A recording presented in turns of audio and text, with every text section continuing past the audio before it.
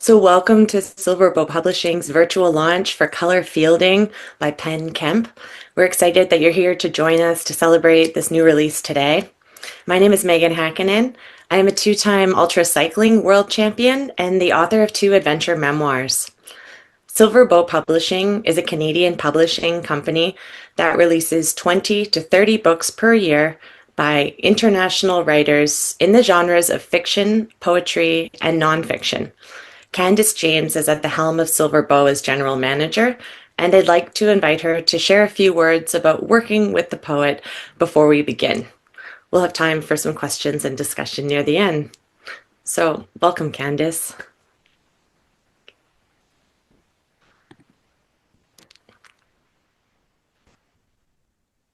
Ah, you did it, Megan. I couldn't unmute myself. Mind you, a lot of people would wish I'd stay muted many times in my life. All I can say is Color Feeling. Great, great book. Beautiful, beautiful paintings in it. And of course, absolutely terrific poetry. Penn is a force of her own, and she is really good to work with and such a talent. And the book really is, in my opinion, the best one she's ever done. And I hope people will support her and buy it. It's about all I can say there. Handed it back to you, Megan. Thanks, Candice. You can order Color Fielding at local retail bookstores and libraries worldwide, or from the publisher through the Silverbow website. The ebook version is available on Amazon, and I'll put Silverbow's website and purchase links in the chat. So I think that's all the technical kind of stuff. I'm really excited to introduce Penn. Penn Kemp, poet and playwright, has participated in Canadian cultural life for 60 years, writing, editing, and publishing poetry, fiction, and plays. She shares the richness of her experience through a unique use of word, sound, imagery, and symbolism. Her work explores environmental and feminist concerns, though she is best known as a sound poet. The League of Canadian Poets honored her with their initial Lifetime Achievement Award, which I think deserves a round of applause. That's pretty special. Delighting in multimedia, Penn is active across the web. To introduce this book, I just wanted to share a few words from one of the early reviews. So this is from Shannon Thiessen, author of Refabulations, Selected Longer Poems. Color Fielding is Penn Kemp's Arts Poetica, strong and believing.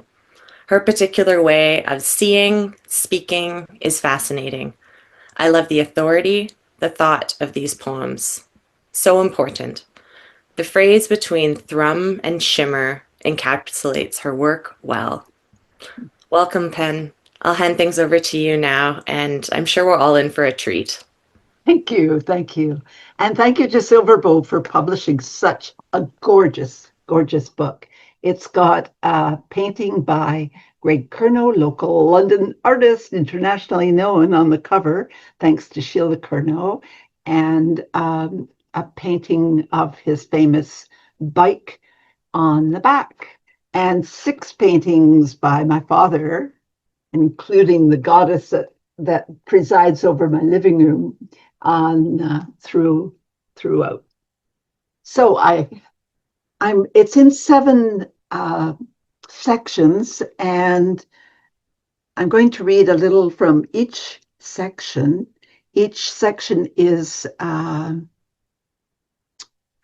prefaced by one of my father's paintings.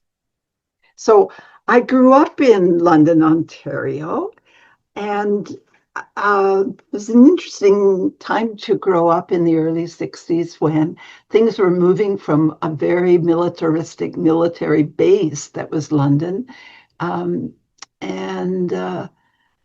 because Dad was a painter, I was involved with the art scene from very early on, including the group of seven, several of the group of seven, not all seven.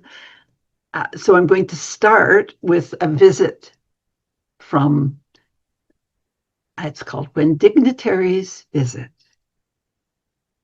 Several elderly paintings. Sorry, I will begin again. When dignitaries visit. Several elderly painters from the group of 7 came to my parents' parties. Dad, a practical joker, had me at 10 serve them cocktails and for nibblies, chocolate-covered grasshoppers. Identity undisclosed until my tray was empty. No one asked for seconds. But the rush was on to fill those empty glasses in a flurry of coughs I feared would kill them. In the 50s, they'd be in their 70s, ancient and frail as crickets. This is another Joe poem, and it's prefaced by a photograph from, not quite sure of the date. It's a section that begins the book called Very Local Heroes. And it is my dad as Old Father Time with Claire Bice, who is a very upstanding museum curator in London, as the baby, the New Year's babe. At the Beaux-Arts Ball, come as a famous couple, the invitation requested for this New Year's fancy ball. Jim Kemp and curator Claire Bice complied. Dad, dressed as Old Father Time in gray Moroccan kaftan, face etched in wrinkles, leaning on a wooden staff he had polished for the occasion. Humor his usual feint in contemplating mortality after a severe coronary at age 40. Ever the existentialist at heart. Bice, the bastion of conservative art and the bane of Greg Kernow's cohort, appeared as the New Year babe in diapers. The wives, Anne and Marion, showed up as their nurses, the customary role ongoing. I have the pic to prove it, but my question is, how would they dance the New Year in?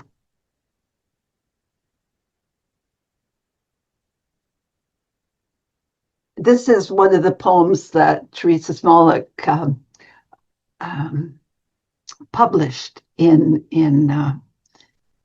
Public Reverie, and it's for Tony Urquhart, who the family knew well, because he was the first artist in residence at Western. This bearded Aries wonderkind burst from his funeral parlor berth in Niagara Falls to light Western's art department as first artist in residence. His is the only class I've ever taken in drawing. He had to sit before a TV and observe, then carefully choose one moment to commit to paper, a flash of fast freehand action, freeze framed. As through the decades, he drew inspiration daily for whichever art form appealed. He, master of so many, mentor and friend to more, including my family, here's celebrating nearly 90 years of life lived in art, in community, and in joy.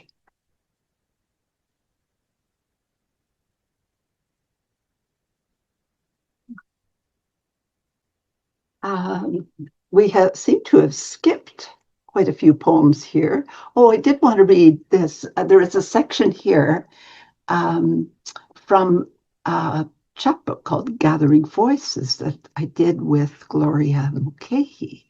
And my section was devoted to 3 women painters, and it came from a show that you may have seen or heard of 25 years ago at the McMichael Gallery for Frida Kahlo, Carr, and O'Keeffe.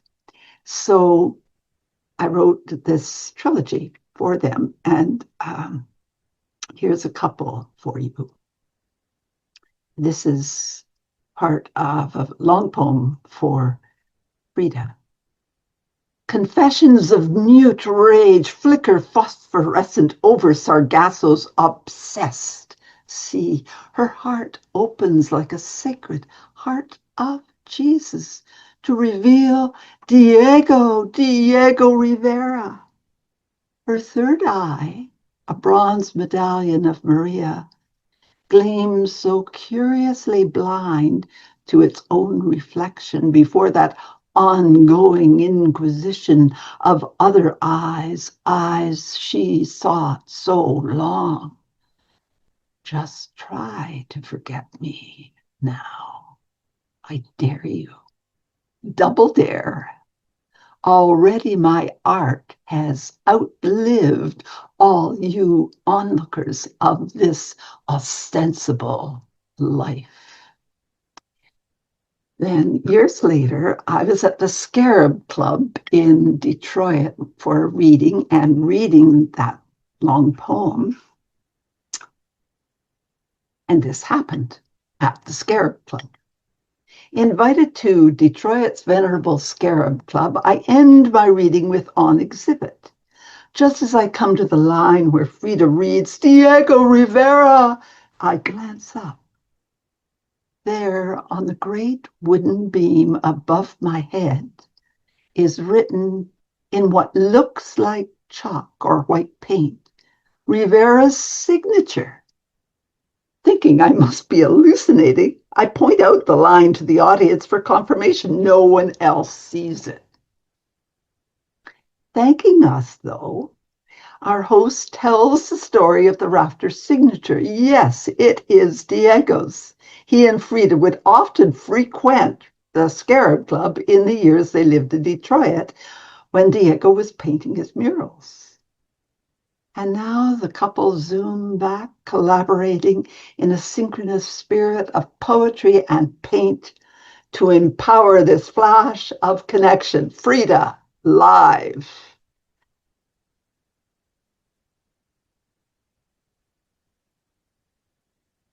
Oh, these poems I'm passing over are the best, but you'll just have to buy the book. This is from a sound opera called Trance Dance Form that I performed with Anne Anglin, who directed it. We performed it at Harbourfront and Véhicule Gallery in Montreal and other places. Good of a cup. In the process of making, she throws the clay to center on the wheel. Meditation in action. If she throws off center, nothing wrong with the clay, nothing wrong with the wheel, but the clay flies abandoned to circumference. Patience. When the pot turns out, we are her vessel, pouring here to air. Skin no longer holds us in. Breath evaporates and green shoots blue, flashes forgetting all outline. I offer my muse one object, another, out there, breathing. And then for show, the pot breaks, empty in, empty outside.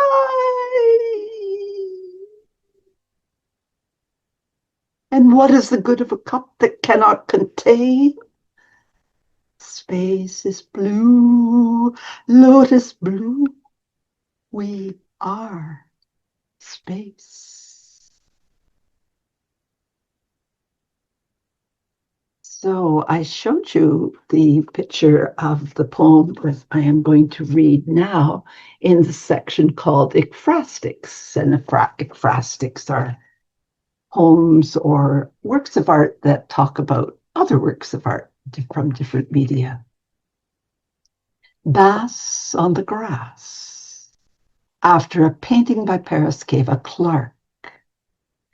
We have been fluid mercury in a mess of waterweed, swimming cross current. We know to elude the net, a web small intricacy, the line we avoid, until a play of sun on water constellates as damselfly wary. We approach and bite the trick of flattery. Bright, searing metal is our last whim. We are lifted high, swimming astonished into air, caught by diviners.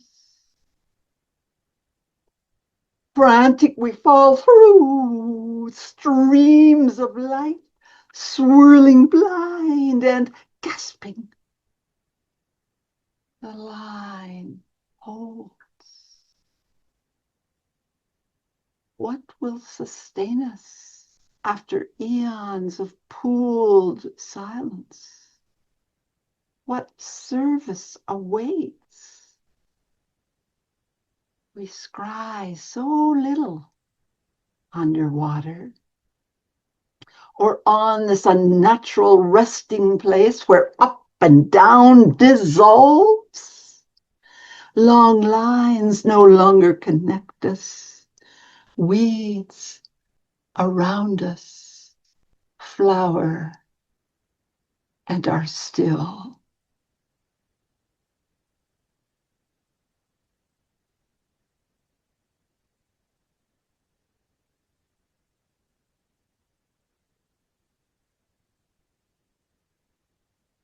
And going back then to the first section, a couple of poems for Jack Chambers, who was the most beautiful when I was 16, a man that I had ever seen. And he had just returned from a sojourn where he learned painting and married his wife. And this is a poem after Velázquez. Jack Chambers epitomized romance. Yes, to those Byronic, flashing eyes, his noble Roman profile and Castilian lisp, acquired while living in Spain. Abroad. Home again, he'd perched by my father's easel to talk philosophy, existentialism, on being and essence, I did not know, but basked in his aura since I was allowed to sit in, enthralled by words, the man, a life lived outside our little London, in his much wider world. So cosmopolitan. Jack elegantly, urbanely spoke theories into his art, inventing new terms for what needed expression. Perceptual realism to perceptualism, their meaning lived out in his work. And the second poem for Jack.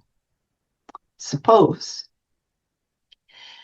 Jack drew fine charcoal portraits at Art Mart's November meet, just $5 for a good cause. Assuming the pose of a poet, I gazed off to unfocused distance and poetic dimensions, far from the mundane. Thus he drew me, chin thrust in the foregrounded perspective of my vain 16. My father attempted correcting my chin at its angle of incidence, smearing the charcoal to smudge.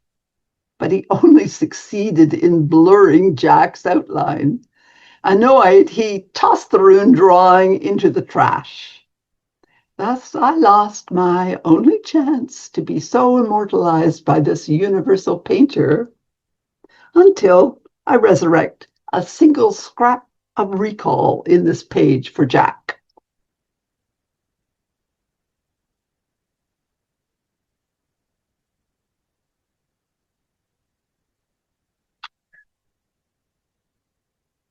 get one for Greg. There's a long one here. Okay.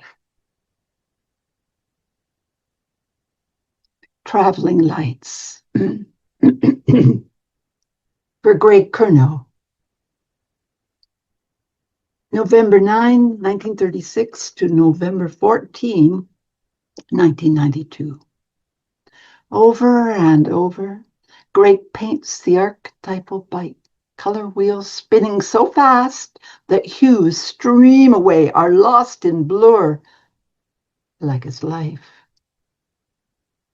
He paints the bike in the sky and the freedom of the road, then riding her to the flock of cyclists. He is knocked down by a truck driver, entranced by the luminous valley. Fields flooded in the long light of this chill November day. In the sudden sun. The awful irony of aesthetics. Not only living and dying by the bike, but by the art of illusion.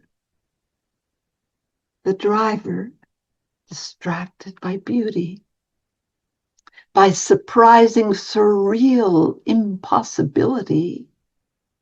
A barn in the near distance appeared to float in air on vast pools of reflection. Distracted to death by mere mirage. He must have craned his neck because 700 meters were clear before him in which to spot the cyclists. He must be inexperienced because instead of braking, he guns the accelerator and roars up the incline, taking out 6 cyclists. No charges will be laid because cyclists are by law required to travel single file, despite the Ontario Cyclists Association's protest that 2 columns are safer. So these cyclists rode in 2 lanes. Gray was the last of the outside column, riding shotgun, taking the road's risk to protect his gang. En route to hospital, a song plays on the radio. Love my little Sheila, his own wife and muse. She does not yet know. The day after the funeral, Greg would have been 56. He would be turning 90 now. Imagine him, still holding forth, holding on, staying put, muttering, eccentric. He created his own center. The wheels of his bike are still spinning orange and complementary. Blue onto the page, the pavement. And pigment on canvas, vivid as his tattered sweater, his legacy, our heritage in old deeds, in stuff, whose singularity he chose to honor and display as serious games of play, devoted to place, his place. Greg ascends in stature, despite another irony that our word prestige stems from Latin prestigium, meaning delusion, illusion, or trick. A shift Greg would have admired. After there will be no more, odd characters invade the paintings. Lurching out of motherlode, they slide off smooth banks to the open pond white paper makes, cavorting seal slick in breakers between home and hold. Scrolled letters sparkle currents of glyph on the open pond white paper makes. What? I've repeated that. Between home and hold, that whole verse is repeated. Greg may be contemplating life from his studio. He may still be painting fast watercolors, cerulean blue beside our pool. Fantasy floats in layered brightness, breathing bands in and out, and then not. The traveling light of attention shines on disparate objects, lit by his restless, roaming curiosity, even after his own bike reflector is blown out. Polished obsessions unravel on shelves for whoever is there where he was. What remains is the reach from pen to paper to record the procession of cyclists riding together alongside, figures arising from the mist to mesmerize the driver behind them, who followed the illusion of art turned against itself.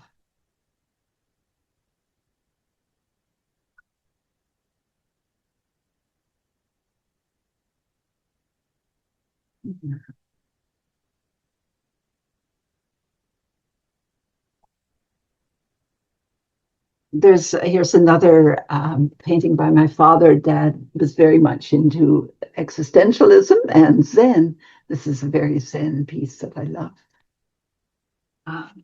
The last section is called Light Eaters.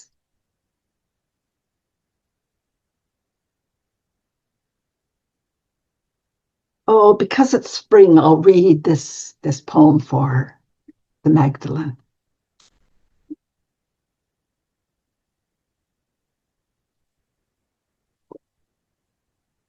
Recall.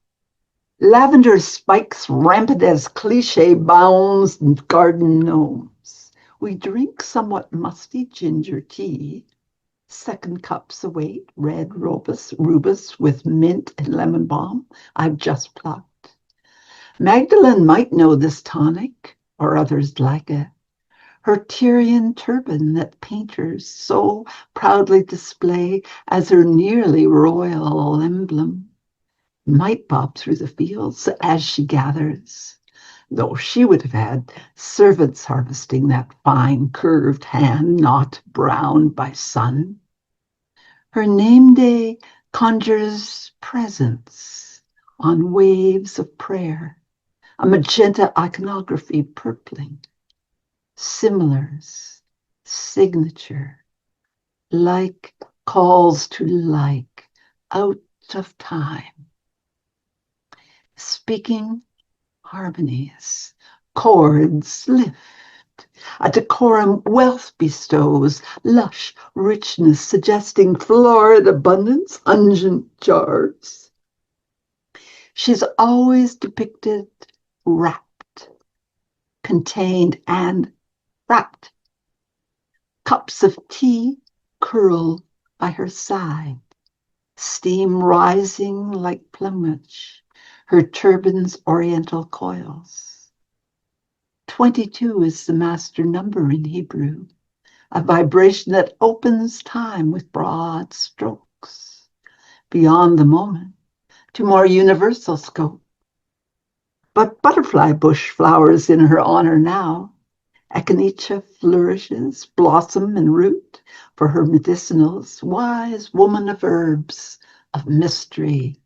Sing your secrets through us. Lady, we are listening, then and now. Now and then, when we remember, when your name day reminds.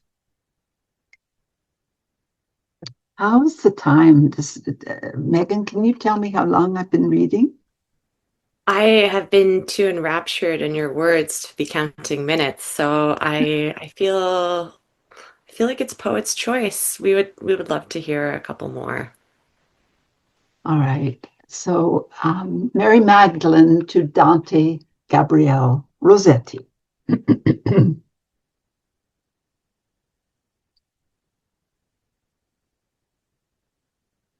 Even though one hand needs to hold it back, I have let down my hair for you. But what am I doing sulking viridescent and regarding you as complicit in guilt?